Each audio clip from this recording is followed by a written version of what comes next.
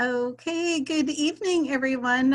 Welcome to week 9 in BK 161. It's Brioche Week, and we're here 5 o'clock on Thanksgiving Eve. And I want to thank everyone for coming. And just a couple of things as far as the holiday. We have extended the late policy deadline if anyone has not gotten their assignment in yet. Typically, late policy deadline is on Thursday, and since it's a holiday tomorrow, we've extended the late policy deadline until Friday in case anyone's been busy, they didn't get their assignment in. So that'll be Friday at 11:59 p.m. Central Standard Time. And we're going to be observing the holiday over the weekend starting tomorrow, and we're going to come back on Monday, but I'll be available if you need me. I just, you may not get a response as quick as you usually do, but I'll be checking in every now and then. And we're still going to move forward with our special live session on Friday. If anyone wants to come, it's at 5 o'clock. I'll record it. Guys, if you're, busy with friends and loved ones, no worries. You don't have to come on Friday. We talked about it, and I got some yeses, so I decided to move forward with it. But don't feel obligated to come because it's a holiday, considered kind of a holiday. And then whatever assignments aren't graded by tonight, the grading will resume on Monday. So they'll be finished up on Monday in the evening. Okay, so any questions on any of that, special times and dates with the holiday? All right, and anyone that is in CE 185, usually our class is on Thursday, but we did have class yesterday at noon, so I did archive that session as well. Okay, so knowing all that, we finished up cinnamon rolls this week. I saw some great rolls and really some delicious looking rolls. I think the most common question that I got was about too much filling, and that formula on the class page is for kind of a batch of filling, and there's a little note on the bottom that it does last about 3 months in the refrigerator. So make sure that you wrap it up tight. Put it in a container with a tight lid if you're going to save it, but just be careful that you're not putting too much filling in those cinnamon rolls. Just kind of a thin layer, and you can always refer to the video that Chef Jennifer made for us. So knowing all that, any questions or comments on cinnamon rolls before I turn the table over to Chef Jason? Because he got to see all of the lovely work. Any questions, guys, or any thoughts? Did you like them? Do you have thumbs up on the cinnamon rolls? I know that everyone's been wanting to make them. All right, guys, good, good. All right, let me turn this over to Chef Jason in regards to the cinnamon rolls. Yeah, I saw a lot of great work, as I was mentioning in the chat, and what Chef Susie was mentioning about the filling. I think one of the most common challenges that I saw was the excess of filling on the inside of the cinnamon roll. And, you can even see it before you bake it. And, what I would see in some photos is if we roll the cinnamon rolls and we cut the cross section and then we take our photo of the proofed and before proofed, we can see that swirl. And when we start to see that there's equal portions of dough to filling, before we even get to the baked photo, we know that there might be a possibility that a lot of that excess filling is going to just kind of melt out of the bottom. And so if you ever experienced, the cinnamon rolls coming out of the oven and there are these gaps in where the spiral is, that's typically because that filling has come out of the bottom and maybe there was just too much in there. So just really keep that in mind. You don't need a whole lot in the middle, just a thin layer, get a nice tight roll. And I saw some just really, really mouth-watering cinnamon rolls. I think everybody did a great job, but that was really the one, primary thing that, some people might want to adjust in the future is that filling. I saw a lot of creativity too. There were nuts incorporated. I saw some dry fruit. So some pretty good, and doing them in the cake pan also. I saw some pull-aparts, which looked really nice. So everybody got really creative with it. And, you know, like we talked about last week, this is kind of the perfect week to be making cinnamon rolls with, you know, Thanksgiving coming up, because now you've made them once, you've got them down. You can make them again just for yourselves and for your family, you know, and make everyone happy. Absolutely, guys. Yeah, great job. And keep exploring cinnamon rolls. If you made them on the pan, maybe try making them in a cake pan as a pull apart. Just if you haven't done the pull apart yet, just be mindful of that center one. You want to make sure that that is done. And yeah, if you have too much filling and it's coming out, the dough is going to bake, and that's where those gaps are going to kind of form. It's kind of like the theory of, remember when we talked about apple pies back in 101? Seems like so long ago, doesn't it? And when you stack that apple pie filling and then it settles into baking, the crust is so baking up high, and that's how you get air gaps. So same thing with the cinnamon roll. It's starting to bake before that filling actually melts out. So then it bakes with those gaps in there. So you want to tighten it up a bit if you've had some gapping with a little bit less filling. And I'm guilty of, you know, more filling, more, I need more, I love it. Or even, you know, when I'm adding cheese to things, same things, you hear it all the time, but more is not always better.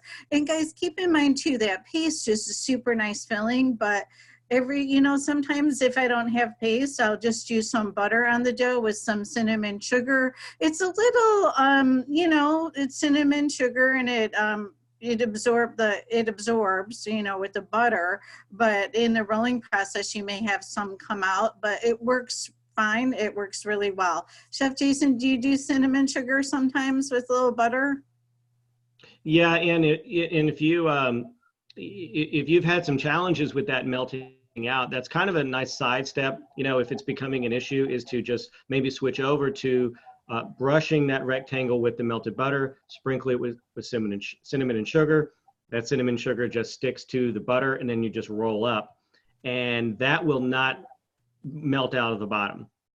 That's going to stay there no matter what. That's pretty much glued essentially to the dough.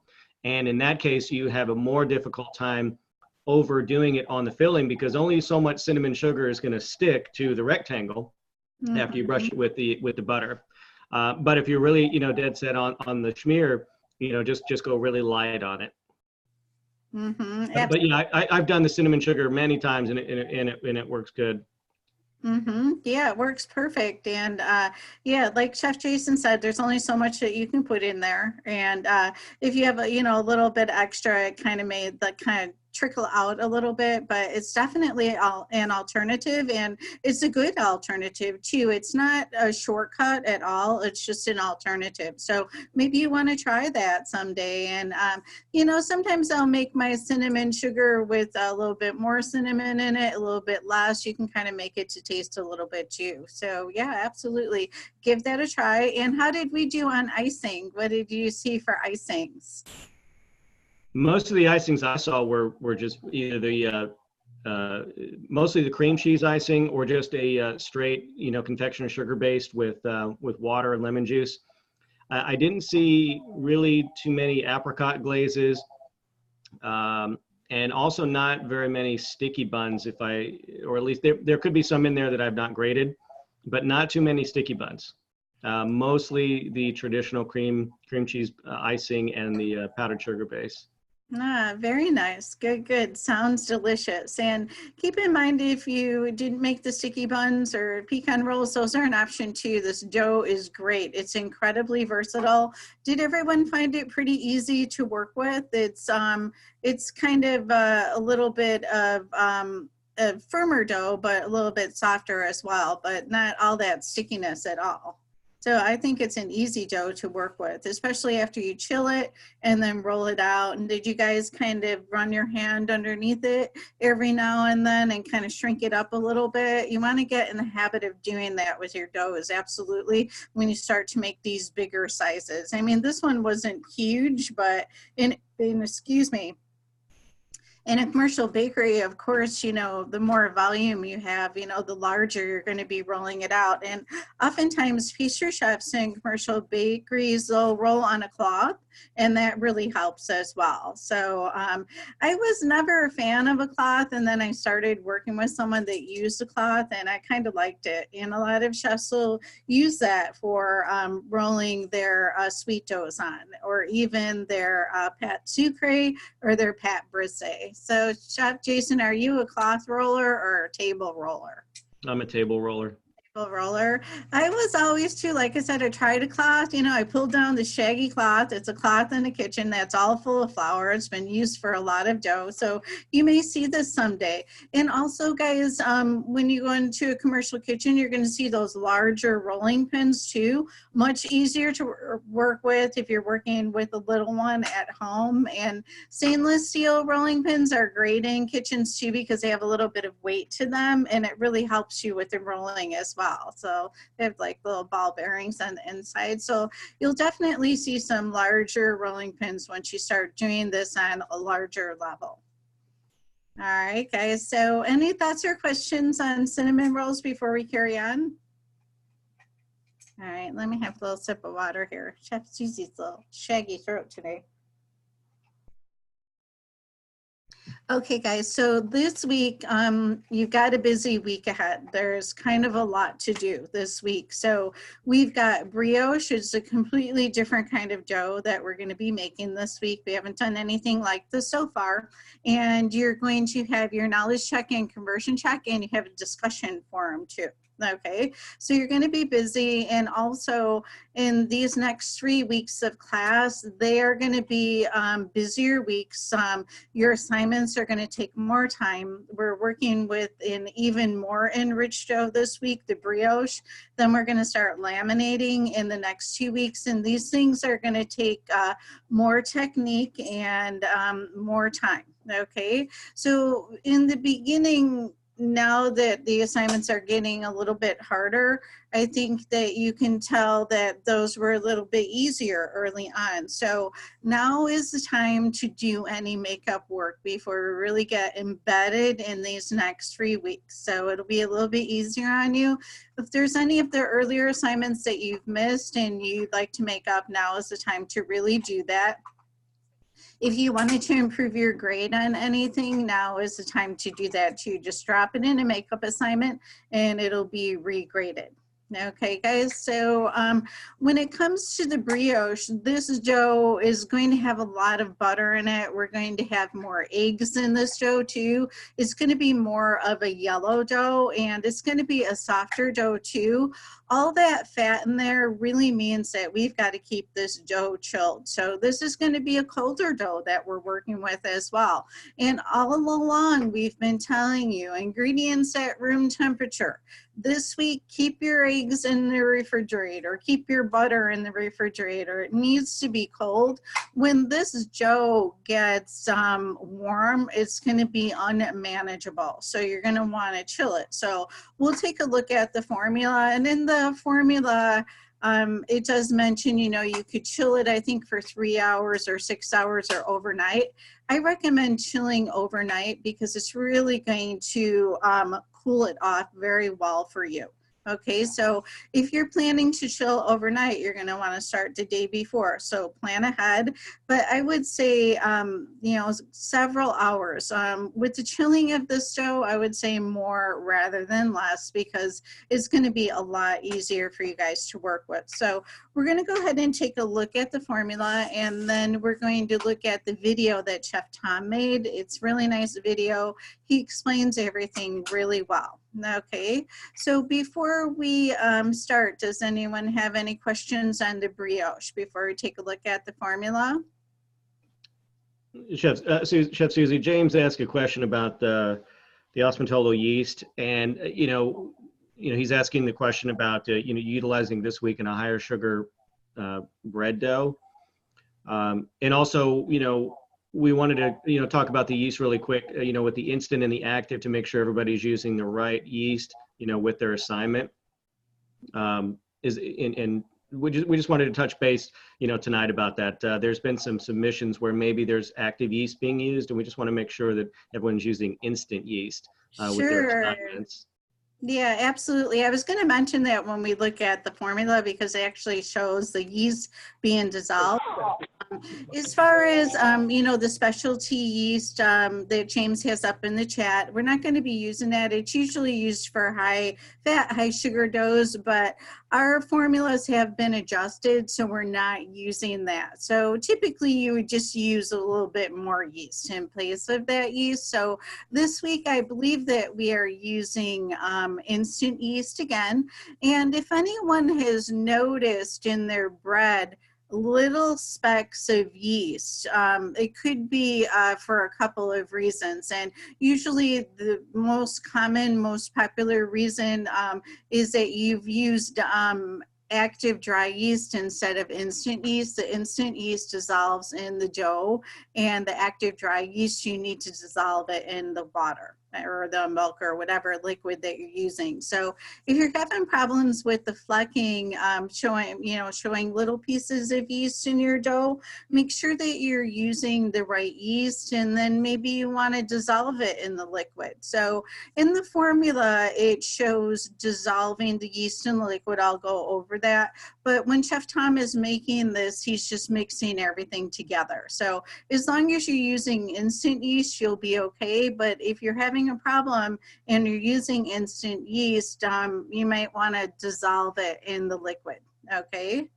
So don't use active dry yeast when it says instant yeast, because it's got to dissolve, and active dry yeast has to be dissolved in the liquid itself, rather than instant yeast is just going in for the straight dough method. Does that make sense? And I'm like all over the place with the yeast. I'm doing that octopus thing with the yeast. All right, guys. But like I said, and Chef Jason probably mentioned it in his feedback, if it says instant yeast, be sure that you're using instant yeast. If you have active dry yeast, they're not interchangeable in these straight dough methods at all. So a little bit more interchangeable when you're doing sponges, because the yeast is actually dissolving in the sponge process. But with straight dough method, it's straight dough method and instant yeast go hand in hand. So just remember that when you're putting all of your ingredients in, it's always going to be instant yeast. All right, does that make sense, guys? Did I clear that up okay, Chef Jason? Okay, you got anything to add? No. Okay, all right. Okay, so let's go ahead and take a look at the formula. Okay, so James is asking, what is a brioche pan? Candace is asking, do we need brioche pans? You don't really. The brioche is a classic shape. The tete is made in the fluted pan, and Chef Tom actually gives you some examples where you can make brioche in a loaf and you can make it in a muffin tin. So if you don't have the fluted pan, you don't necessarily have to go out and buy one, but it is a classic look, and you may want to consider the pan for your bakery or whatever you're making your brioche for. Nice little rolls, those little tete rolls with the fluted sides on them. They would look really cute in a little bread basket or a little breakfast display. So let me show you that shape really quick. I think okay, this is a classic brioche. This is the tete shape made in that fluted pan. So this is what we're talking about in case anyone doesn't know. Okay, all right, here it is. So this is a classic tete shape. The brioche is made in a little fluted pan, and it has a little kind of ball on top. So here's one that's been taken out of the tin, and it has those classic kind of ruffled edges on it. And here it is baked in the tin. So these are miniature ones, and you can get, a full-size one as well, like 6 inches or 7 inches. A lot of the specialty baking stores have them in a couple different sizes. I think I've gotten one at Williams-Sonoma or Sur La Table. They may have them at Bed Bath & Beyond, but you don't have to have that for the assignment this week, but it is a super nice touch, and it's very identifiable. Okay, so let's go ahead and take a look at the formula. We'll see if we have any questions, and then we will go ahead and take a look at the video that Chef Tom made for the brioche. Okay, so let me share my screen. Okay, here we go. Okay, guys, so this is a brioche formula on the class page, and we've got bread flour. Make sure that you are using the bread flour. We're using some water. We've got instant yeast. Make sure that it's instant. If you use active dry yeast, you may get little pieces in the dough, so always use the instant yeast. If you, like I said, if you are using instant yeast and you're still having trouble with the pieces in the dough, then dissolve it in the liquid. Okay, so we've got salt, defined sea salt, we've got granulated sugar, we've got whole eggs and unsalted butter, and our eggs and our butter are both 50%. So this tells you this is a very enriched dough that we're working with. It's got a lot of butter. We know what happens to butter at room temperature. It gets really soft. We know what happens to butter when it gets warm. It gets very, very soft. So you're going to want to keep your eggs in the refrigerator as well as your butter. Okay, and don't use any warm water. Use a chilled water too. Okay, so in the instructions here, it's a little bit different than Chef Tom shows in the video. He shows doing straight dough method. Here we're mixing the yeast with the warm water in the mixing bowl and allow it to sit for 10 minutes. If you're dissolving your yeast, I would do this step, but be careful that that water is not too warm. Okay, then you're going to add the eggs to the water and yeast and then the dry ingredients. Okay, and by adding them to the liquid in the bowl, that's going to help it clean up and not be sticking on the bottom. All right, so there's a mixing process with the brioche. So we're going to start out with that dough hook, and you're going to clean it up and you're going to let it develop for, you know, probably at least 5 minutes.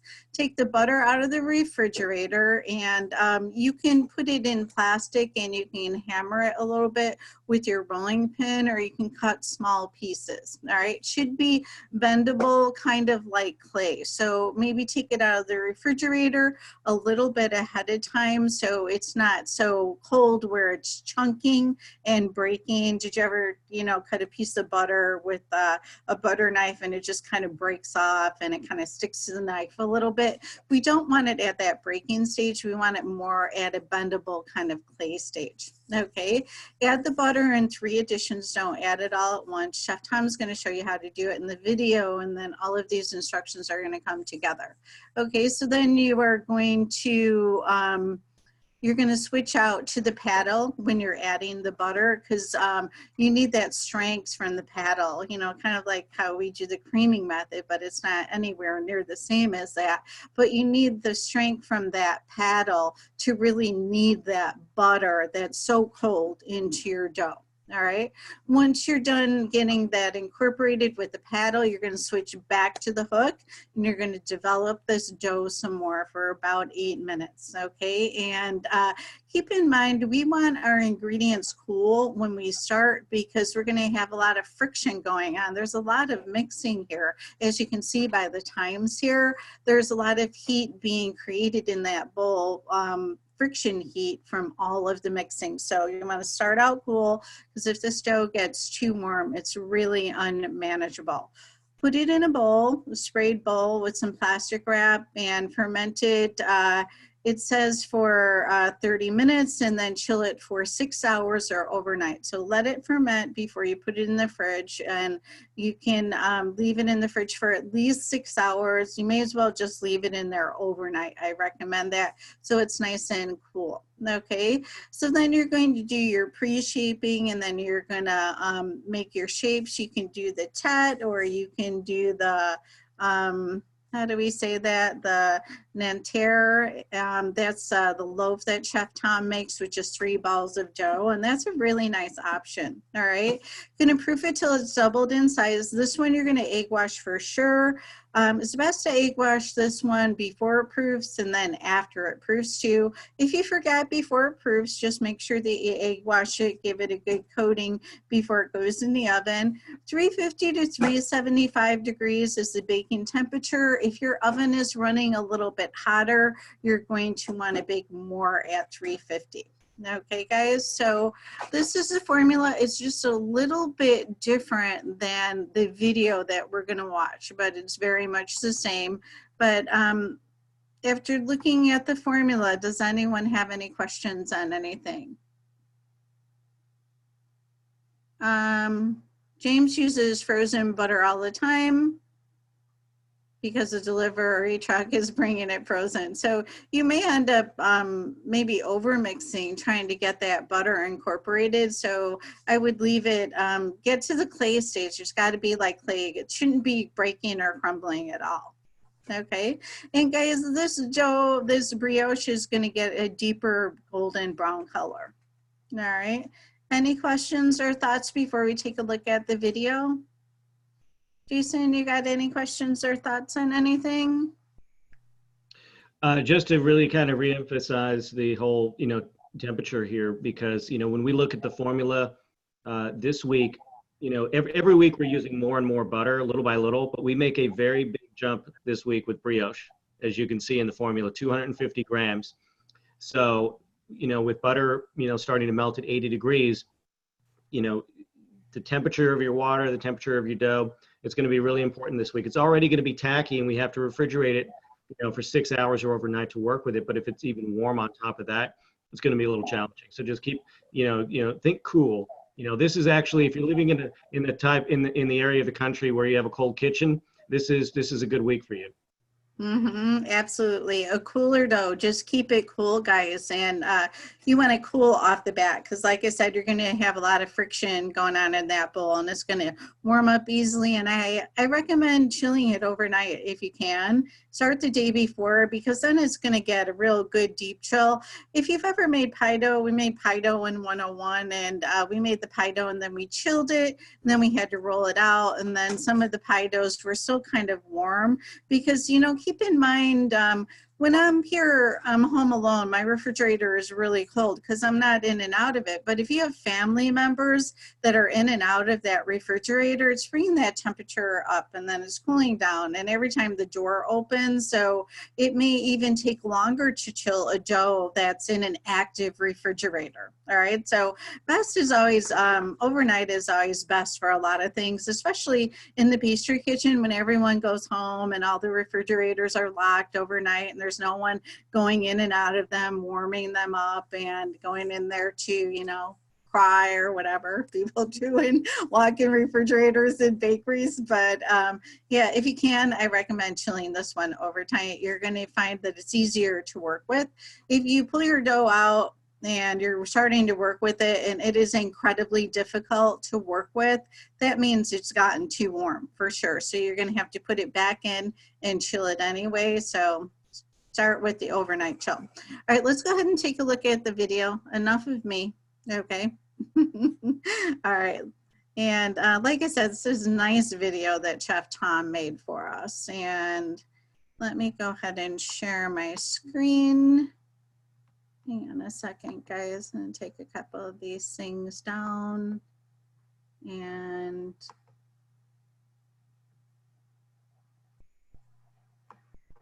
okay, here we go. You guys see that okay? Okay.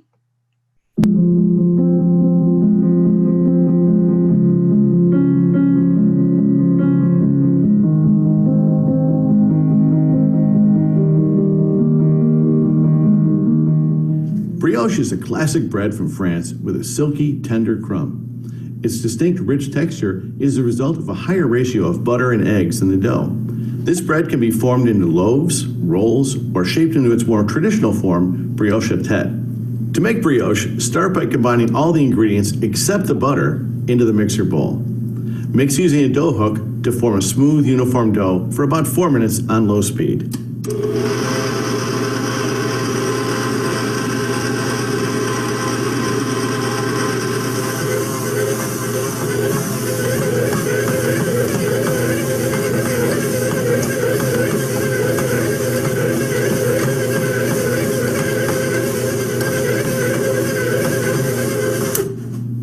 Next, continue to mix at a faster speed for an additional 4 minutes.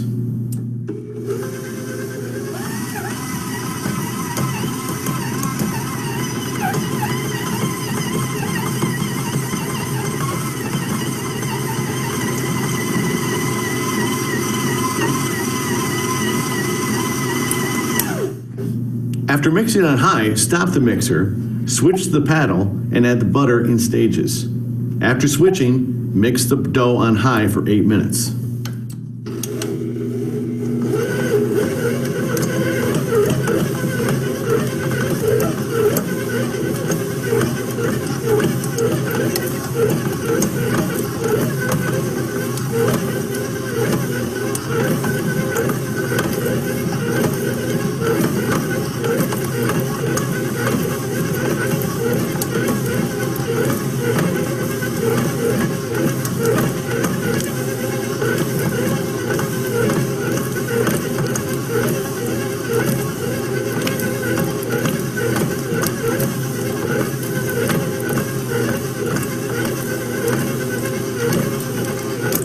When the butter is incorporated, stop the mixer again and switch back to the hook attachment. From there, continue to mix on high until the dough is smooth and pulls away from the sides of the bowl.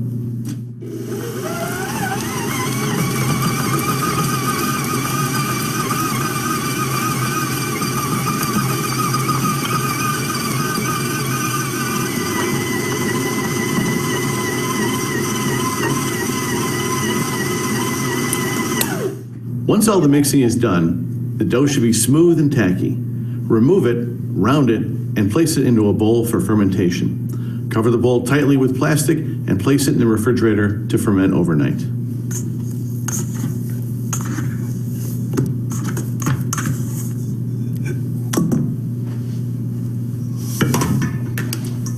The dough may seem kind of tacky, but you can pick it up as one separate mass and round it.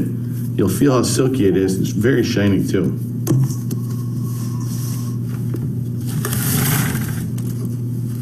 The next day, the dough should have risen. Using a plastic dough scraper, remove the dough and scale it into uniform units according to your desired yield and shape. After portioning, round the units and then cover them with plastic to rest on the bench for about 10 minutes. Next, shape the units as desired. Be sure to space the pieces out with room for proofing and then brush them with egg wash. You can make several different shapes. I've got 3 right here. We're gonna make brioche Nanterre in a loaf pan, and I've got 3 200-gram balls. And I wanna go ahead and, I already rounded it, but I wanna round it just one more time to get that nice tension on the outside of the ball. Get that gluten really nice and smooth. There should be no wrinkles at all.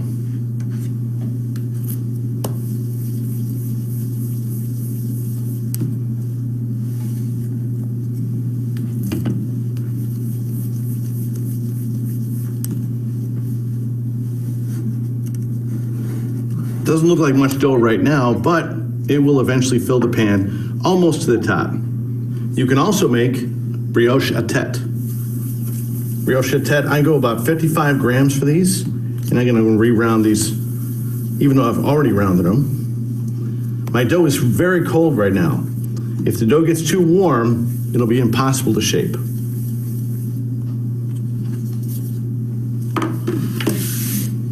For this, you're gonna need a little extra flour, and we're gonna bring this into a completely different shape. Right now, it's just a round ball with a kind of flat bottom. Put a little bit of flour on the edge of your hand, turn the ball on its side, grab about 1/4 of the dough, and your hand at about a 45-degree angle, make something in a shape like that, kind of a bowling pin kind of thing.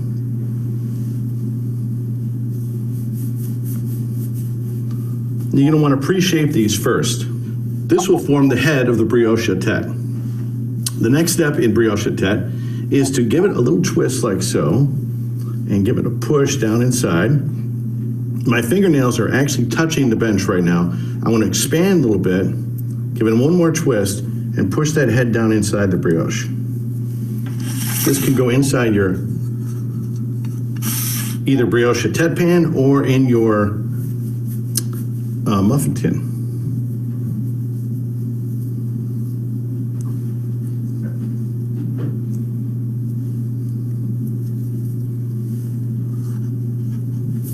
And then lastly, we'll just do some rolls. These rolls can be plain, or they can be filled with a number of different things, namely ganache or pastry cream. These are 50 grams each.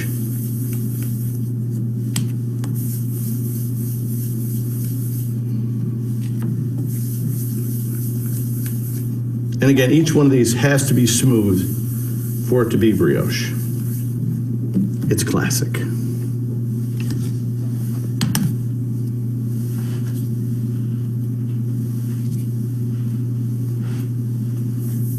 At this point, you'll egg wash them prior to proofing, then you'll egg wash again once they are proofed. Don't overdo it on the first egg wash, though. Just a light brush.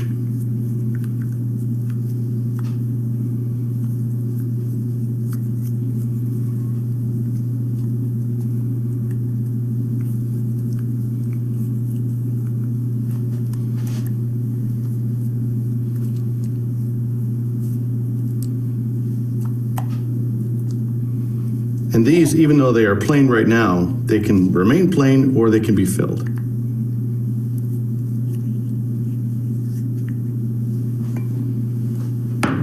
Once they're egg washed, allow the dough to proof until double in volume. After an hour, preheat the oven to 375 degrees. Then egg wash the dough one final time.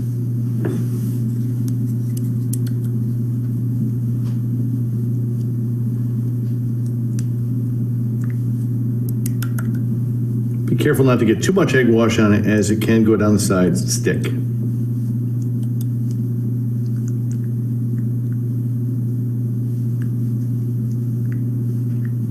When the oven is ready, place the pan into the oven and bake until golden brown. Once the brioche is done, remove it from the oven. Allow the bread to cool before removing it from the pan or mold being used. Brioche is best served slightly warm. The bread can be frozen, tightly wrapped after cooling for 5 weeks. It also can be sliced and toasted to become a delicious sandwich bread. Because brioche is so rich and soft, it is a popular bread that sells well and can be enjoyed in many settings. Okay, guys, what do you think? Are you ready to make brioche? Yeah? We got any questions in the chat? Yeah, it's more questions about filling right now. Okay, the rolls in the final photo, when the camera kind of panned over those rolls, you could still see that they had a filling in them, a little bit of pastry cream or a little bit of ganache, and that goes in before they are baked. Okay, so what I wouldn't fill them right after you shape them, and I wouldn't fill them after they're proofed all the way. Maybe a little bit more than halfway through proofing, that's when I would go ahead and fill them. Then let them continue proofing. If they're proofed all the way, you may end up damaging that proof a little bit. So what you would do is put your ganache or your pastry cream in a pastry bag. Maybe make a little kind of a little hole in the top with the end of a paring knife or something, and then you can just stick it your pastry bag with a plain tip in, and then just squeeze probably how much would you do? Like maybe the size of a quarter or something like that, or the size of a nickel, depending on how much you want. But it really is delicious. And I was in the kitchen with Chef Tom, and I ate 2 of those. So they are so good with the ganache. It kind of comes out the top a little bit, and the pastry cream is good as well. So that's when I would fill them about halfway at the proof. So keep in mind, guys, after you're shaping these, you are going to proof till they're almost double in size, and bake them. Chef Tom mentioned 375. You can bake 350 to 375 if your oven's on the higher side. These are going to get, as you can see from the photos, brioche is a little bit of a darker bread too. Okay, if you're making that loaf, which is really beautiful with the three 200-gram dough balls in it, let it cool off a little bit before you slice it so it doesn't appear doughy. Brioche is great served warm, but it's not, served hot. So you can slice those loaves when they're slightly warm, but not when they're hot if you're making something that big. Okay, and for the classic tet, Chef Tom, it was a really good example of the way that he showed rolling that and then kind of twisting that little ball and pinching it down. He mentioned his fingers, tips of his fingers were actually touching the table, but there is a little bit different way that you can roll that. And I wanted to show you guys a quick video, and this is the way that I roll my tet, and it's just really how you want to roll it. You want to secure that little ball kind of knob on top so it doesn't fall over or become very distorted in baking. It becomes a little bit distorted, but you kind of want to minimize that. So let's go ahead and take a look at this video. And this is, hang on for a second. Yeah, this is, I think this is Searle, and he just does some really great bread shaping and baking as well. So hang on for 1 second, and we'll show you a little bit different way to shape the tet. Okay. I'll put this video up on the class page. I kind of stopped it at 1:10 in. He did his pre-shaping on his rolls, and then he's going to do that classic shape for us. So what we're going to do is we're going to take and form that classic shape. You're going to, with your hand, divide approximately 1/3 of that shape away from the main body, like so. And then let that sit for just about 3 to 4 minutes before you finish shaping it.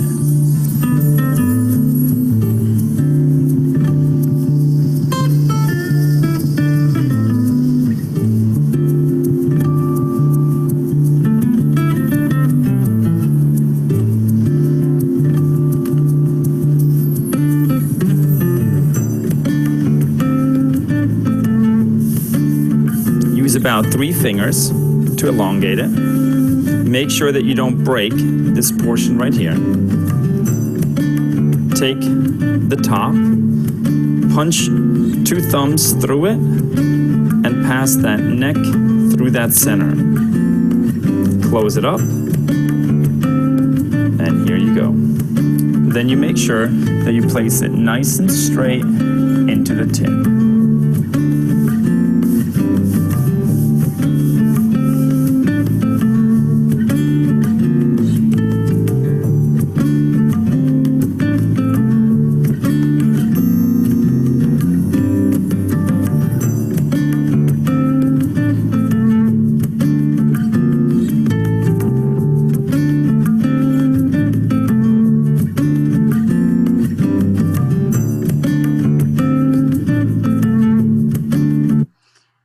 Okay, guys, I just wanted to show you that maybe when you're forming the tet, maybe you want to try both ways and see which way you like better.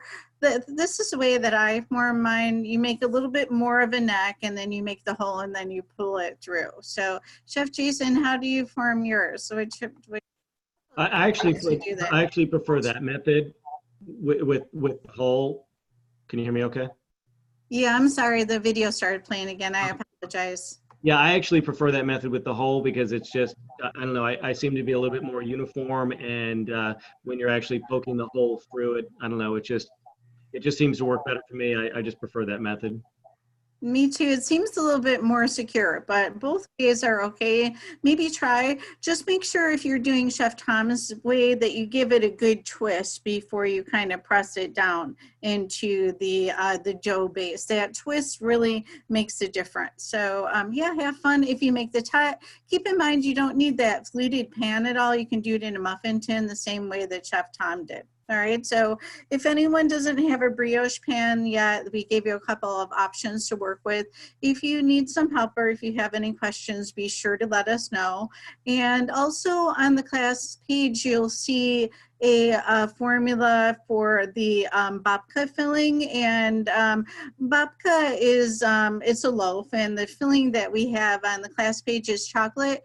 This is an option as well. I recommend doing brioche, but if you wanted to make something a little bit sweeter, you could go with the babka. So let me show you some images. And the babka is just the brioche dough. Sometimes you'll see it with a little bit more of a leaner brioche dough. So that's another thing I wanted to mention. As time goes on and you're exploring more formulas, you'll see some that are enriched and they're just a little bit leaner. So the one that we're working with this week is a very rich dough. We've got 50% butter, 50% eggs, extremely rich. You'll see them sometimes a little bit not so rich, and it doesn't mean that there's anything wrong with it. It's just a little bit of a lesser brioche dough, and oftentimes you'll see those with the babka, but then you'll see it with the richer dough too. So I just want to show you some pictures if you're interested in doing this, but I recommend just doing the classic brioche, but this is an option as well.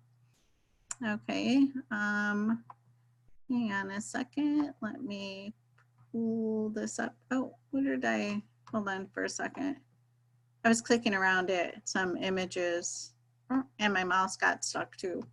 Hold on. Okay, all right, here we go.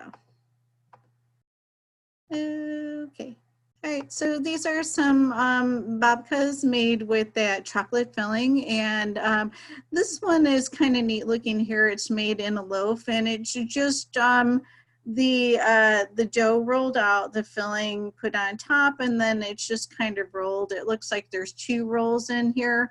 What you can do is make a roll kind of like the cinnamon roll, and you can cut it in half and expose the interior and do a little bit of braiding where you see my cursor here, or a little bit of twisting.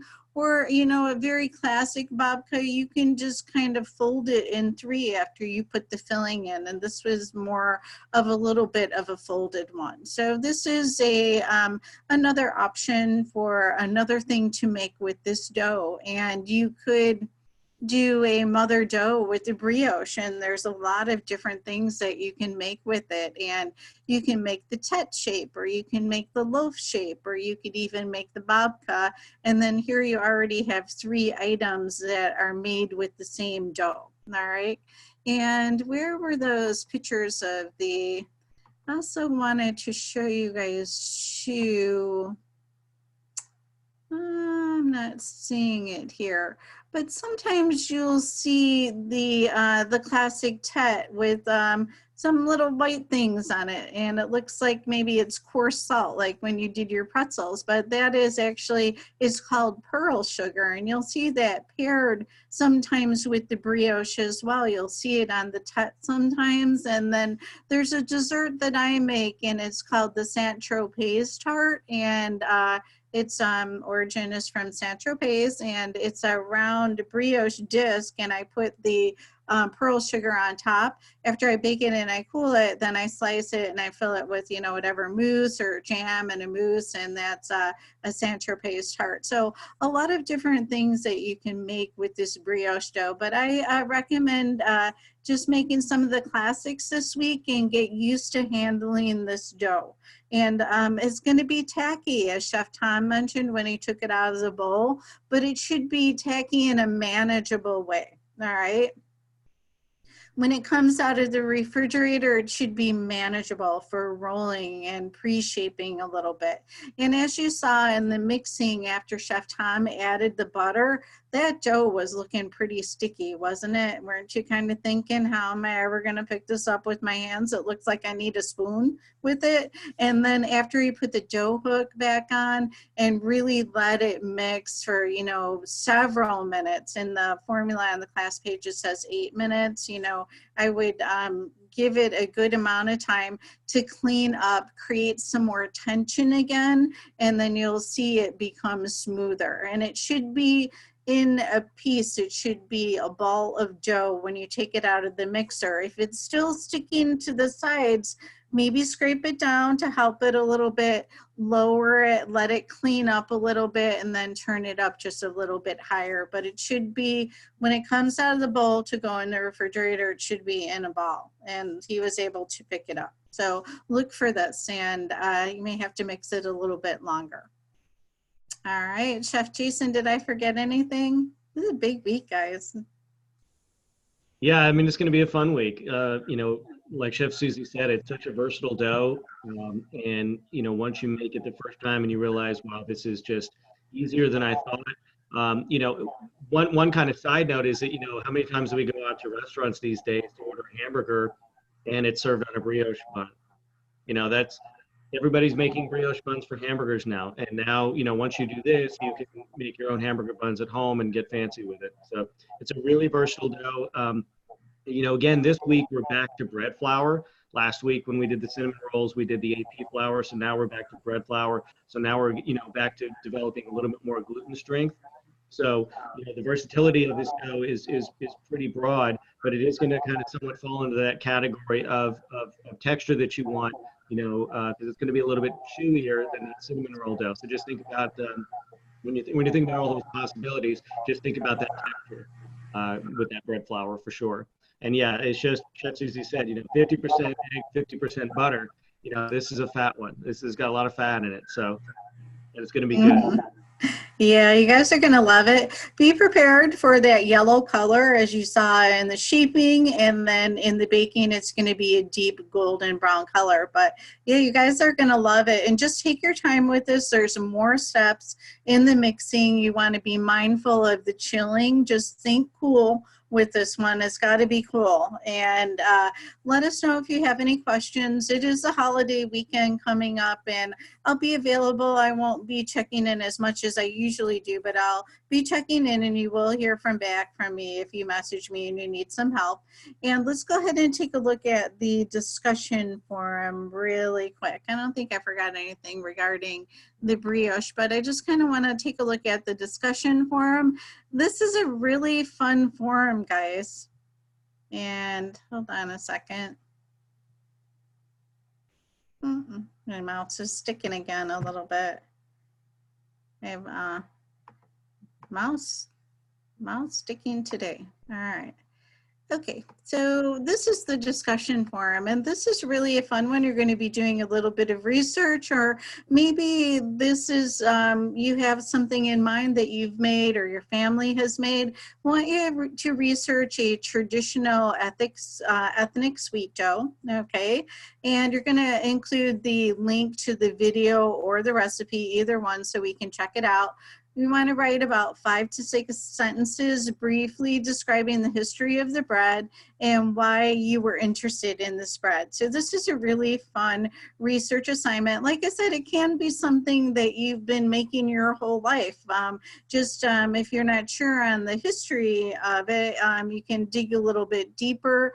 Wikipedia is great. There's so many resources there. You can find out about so many things there. It's usually very simply stated. If you need help finding out some history on your item, or if it's something that you want to find and you're not sure what the name is, just contact me. We can break it down and I can help you find it. Okay, so we're looking for traditional ethnic sweet dough, a video or a recipe, and 5 to 6 sentence description and the history, why you like it, and also what interests you about the bread. And I think you guys are really gonna love it. And just make sure that it's something either yeast arisen or something that's laminated. Okay, so we're doing lamination with puff pastry later on that isn't leavened, but we want you to look for something that is yeast leavened for this. And if you're not sure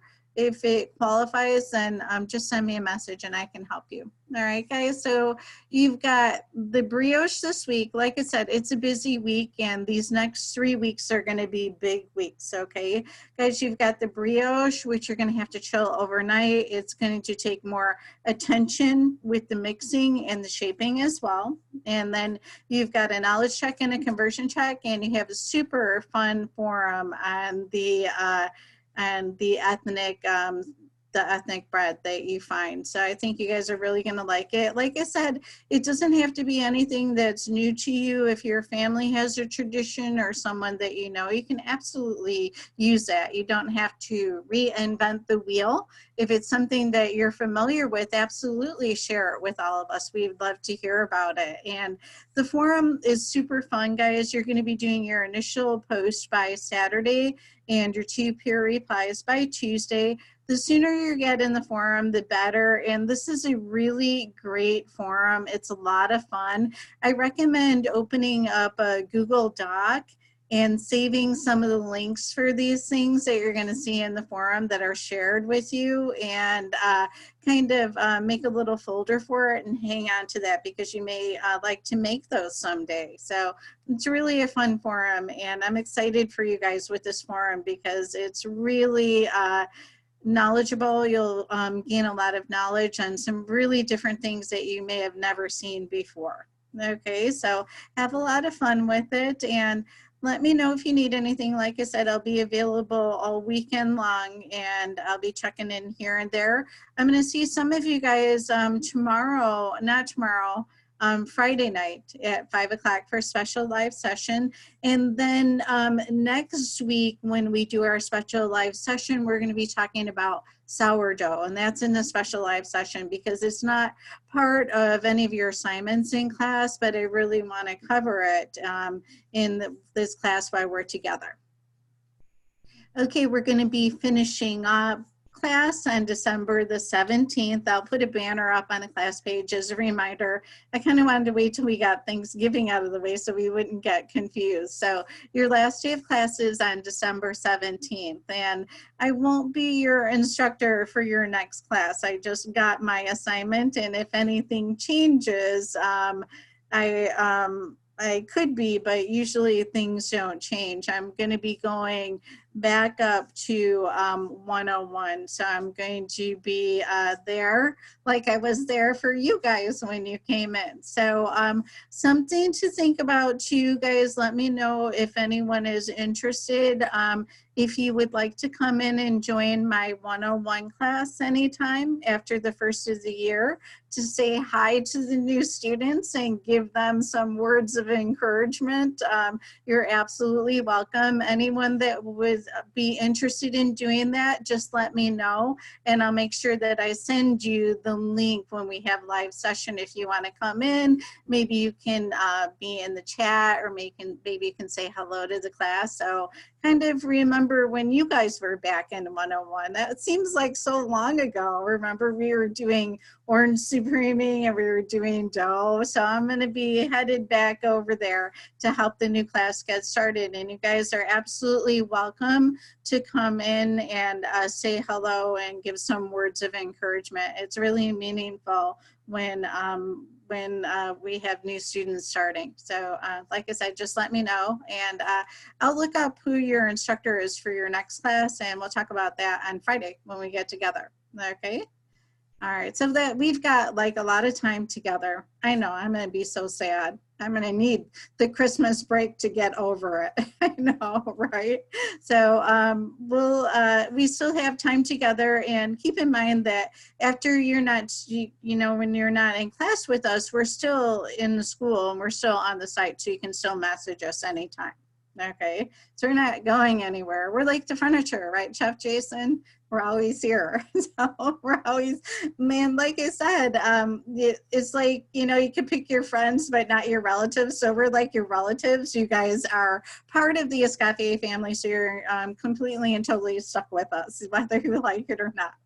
So that's a ways away, but I just wanted to mention it, start thinking about it. It won't be till next year. Okay.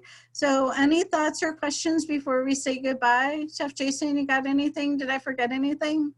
No, but Jenny asked a question in the chat about mixing this by hand because she's going to be without a mixer. And, since we're adding such a large amount of butter at a secondary stage of the mixing, this is going to be a little bit of a different dough to mix by hand than what you're used to.